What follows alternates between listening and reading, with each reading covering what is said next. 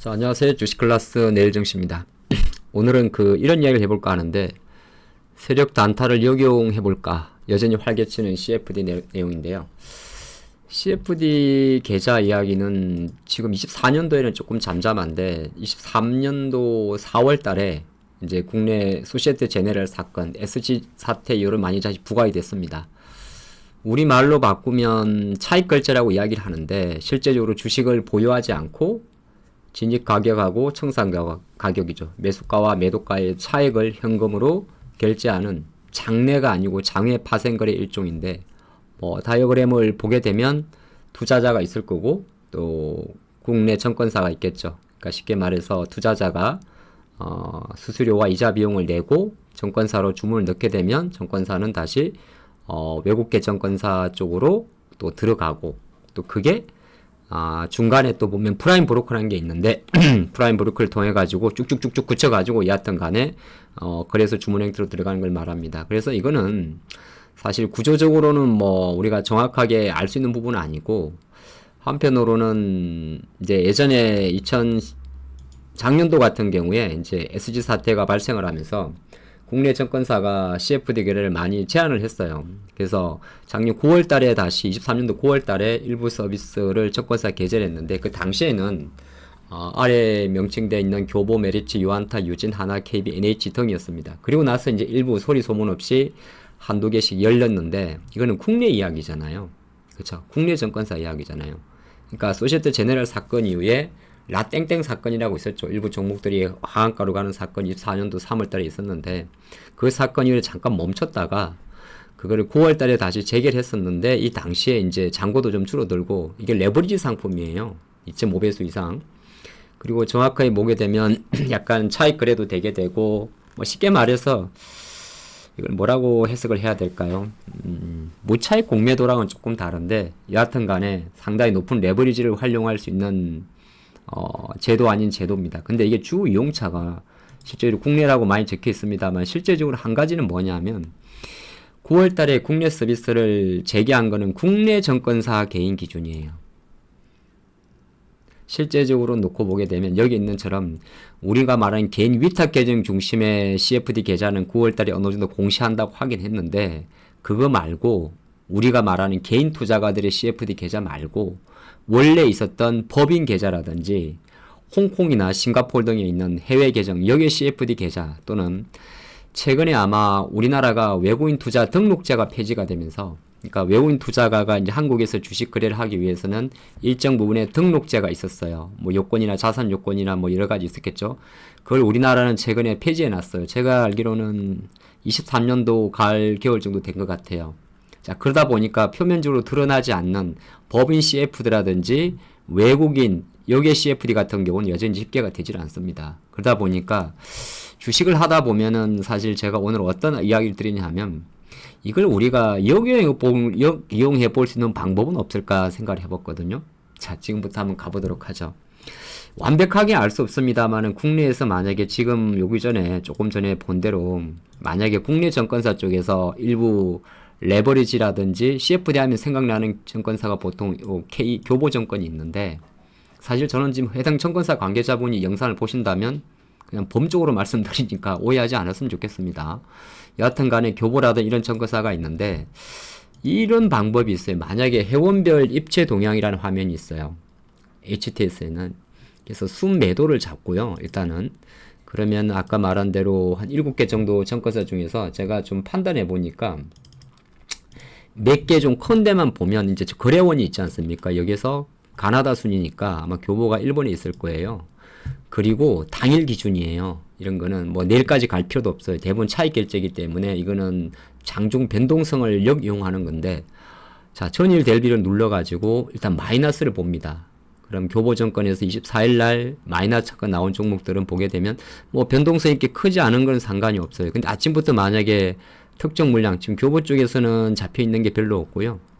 대신 다른 거 하나 더 볼까요? 그 다음에 조금 많이 볼 게 하나증권이 있어요. 하나 같은 경우는 변동성이 좋건데 동일한 순으로 순매도 순으로 일단, 그리고 순매도는 어떤데 이제 매매 아이디를 운용하면 아침에 생각보다 빠지면은 내가 좀 빨리 잘라버릴 약간 손실 관리 전략입니다. 그럼 또 전일 대비를 눌러요. 그리고 남의 이제 순서가 됩니다. 그럼 일진전기 같은 경우가 5.8%면 근데 초반 같은 게 나왔을 거예요. 근데 에스코넥 같은 경우는 확 빠졌던 거죠. 그러면 이게 뭐 단정할 수는 없습니다만 이쪽 정권에서 특정 물량이 많이 나왔다 볼 수도 있는 거고, 요거는 조금 더 다른 거 조금 보도록 할게요. 그리고 또 하나가 KB 쪽 있죠. 예, KB 쪽을 보면 지금은 손실을 피하는 전략 중에 하나예요. 똑같은 방식으로 전일 대비를 누릅니다. 그러면 여기서 이제 여기에 이제 매수가 있고 매도가 있으니까 우리는 순매도 순으로 필터링을 한 거겠죠. 그래서 저는 이제 전일 대비 변동폭으로 보게 되면 예, 오늘 국내 증권사에서는 별로 잡힌 게 없네요. 이렇게 되면 삑살인데, 예, 요거 한번 보고, 다음에 이제는 어떤 걸 보냐면, 여기에는 집계가 안 되지만은, 실제적으로 우리가 아까 옆 자료에서, 이거는 국내 이용사잖아요. 그쵸? 근데 여기 보면, 국내 이용하지 않는 해외 법인 CFD나 유계 CFD 같은 경우는 대표적으로 우리가 시장에서 일반적으로 말하는 두 개의 증권사가 있어요. 하나가 JP모간, 하나가 신한금융투자입니다. 그러면 용이란 방식으로 JP모간과 신한창구를 한번 볼게요. 참고로 누차례 말씀드립니다만 제가 특정 증권사에 대한 악의는 없습니다. 그냥 통장에 나와 있는 걸 가지고 우리가 혹시나도 이제 변동성에 대해서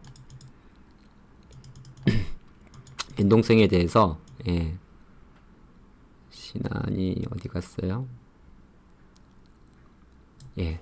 변동성에 대해서 조심하자는 의미가 있는 거. 또 전일 대비해서 눌러보면 여기 보면 이제 똑같이 아까 에스코넥이 있고요. 그쵸? 두산 에너빌리티도 근데 많이 안 빠지는 건 상관없어요. 갑자기 많이 빠진 종목들 같은 경우는 기계적으로 바로 대응해야 되는 거고, 또 하나가 이제 아까 말한 대로 JP모간이 있죠. 그럼 JP모간도 현재 전일 대비 눌러가지고 아침부터 많이 빠져. 만약에 이제 LS 이런 애들은 변동성이 크잖아요. 그쵸? LS 일렉트릭 뭐 이렇게 대형주가 5% 빠졌으니까. 그 다음에 특산테코피아 같은 게 아침부터 막 빠져요. 아침 올랐다가.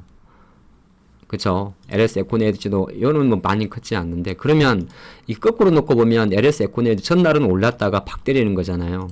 그쵸? 그럼 이 쉽게 말해서 이걸 가지고 내가 파악할 수 있는 거는 오늘 생각보다 악이 안 좋구나 이렇게 볼 수 있어요. 예를 들어서 이 주식을 사려고 했는데 아침부터 만약에 CFD 계좌에서 추정되는 물량이 많이 나오면 눌림목이 조정폭이 깊어질 수 있다 그렇게 해석할 수도 있는 거고, 그럼 이거는 이제 매도를 피할 수 있는 하나의 방법이니까 거꾸로 이제 우리가 활용을 해봐야겠죠. 보통은 요렇게 들어오는 자금들은 이게 뭐 개인 위탁이든 법인이든 여기든 아니면 국내 증권사에 아까 말한 대로 이 창구 정도로 이용하는 개인이든 특성은 뭐냐면 오늘 들어오면 일단 많이 들어오고 내일 빠지면 일단 많이 빠진다는 겁니다. 그럼 많이 빠지는 걸 우리가 이 과정에서 이용해 볼 수는 없는 거고, 손실을 줄이는 건 주식 투자의 메인은 아니니까 이것을 뒤집어 생각하면 그럼 이익을 낼 수 있는 방법은 장중 흐름이 되긴 되는데, 그럼 이거를 장중에 켜놓고 일어나면은 순매수 순으로 전일 대비를 보게 되면 데코인 같은 종목들은 아침에 들어올 때 붙어야 되는 거고, 안압에서는 들어오면 붙어야 되는 거고, 지금은 장 끝나고 올린 거예요. LG전자가 아침부터 이 창구로 들어오면 붙어야 되는 거고, 백강이 아침에 뭐 약간의 변동이 큽니다. 기아가 들어오면 딴 거보다 세다고 보는 거예요. 한번 저도 계속 여러분들 활용해 보시면 좋을 것 같아요. 그리고 아까 본 대로 JP모간하고 제일 액티브한 게 신한금융투자니까 또 신한금융투자 창구도 이렇게 끼워 넣고, 우리가 뭐 나쁜 게 있으면은 좋은 걸로 활용하면 되는 거잖아요. 어떻게? 순매수 필터링하고 신한컴퓨터나 JP모간 띄워놓고 전일 대비 마이너스가 아니라 플러스 띄워서 아침에 오전장에 들어온 애들은 다른 것보다 세다는 거예요. 그쵸? 그거 상위 몇 개 정도만 활용을 해도, 근데 이 정도 이제 우리가 차트는 볼 줄 아니까 뭐 예를 들어서 이렇게 센 걸 말하는 거죠. 센 거. 그러니까 이거는 많이 센 건 아니에요. 요렇게 한번 활용해 보시면 어떨까 싶습니다. 오늘 영상은 어떻게 보게 되면 두 가지 인사이트들인데, 하나는 여전히 시장에는 이렇게 규모를 잡아놨지만은 우리가 보이지 않는 여기에 법인 CFD나 유계 CFD는 여전히 활개치고 있다. 그래서 국내 주식이 오늘 올랐다 갑자기 많이 빠지는 데는 충분히 그런 게 있을 수 있다. 그게 이제 눈에 보이는 이런 증권사 아이다도 마찬가지고, 두 번째는 역용한다는 거는 뭐 하나의 방편이긴 합니다만은 사실 약간 단기 매매에 가는 영상인데, 그래 동향을 참고도외로 띄워놓고 우리가 시장에서 말하는 약간 시장에서 많이 이야기하는 신검토라든지 아니면은 아까 JP모간이 최소한 2개 정도 창구를 띄워놓고 오전에 전일 대비해서 거래량이 많이 나온 종목들에 대해서는 어느 정도 그날의 힘. 우리가 보통 그런 거예요. 주식하다 보면 야, 이 03420 약간 뼈포를 세는데 우리가 갖고 있거든 습성이 있어요. 아, LG 디스플레이라는 기업은 엄청 무거운 거야. 이렇게 갖고는 있거든요. 그쵸. 근데 이거를 이렇게 생각하다 보면은 조금 올라버리면 금방 팔아버려요. 저도 이거를 하루에 7% 움직일 거라 생각을 못 하죠. 근데 우리가 한 가지 가는 관점에서 만약에 매매 창구에서 이렇게 아까 본 데처럼 그런 특정 물량이 싹 들어오게 되면 여기는 지금 집계가 안 돼 있는데 들어오게 되면 여기는 지금 잡혀 있거든요. 이 글자 좀 작구나. 이게 외국계 창구하고 짝짝짝 신검도 쪽이 잡혀 있는데 요런 창구가 딱 들어오게 되면 네, 실제적으로 어느 정도 평소의 탄력성보다 크다는 걸 인지하고 오전에 빨리 팔아먹는 눈은 피해야 되지 않겠느냐 그렇게 보는 겁니다. 오늘 영상이 한편으로 놓고 보게 되면 알듯 모를 것 같지만은 제도가 나쁜 제도가 있다면 또 그걸 혹시 역용하는 방법은 있지 않을까에 대한 고민거리가 될 것 같습니다. 화이팅입니다.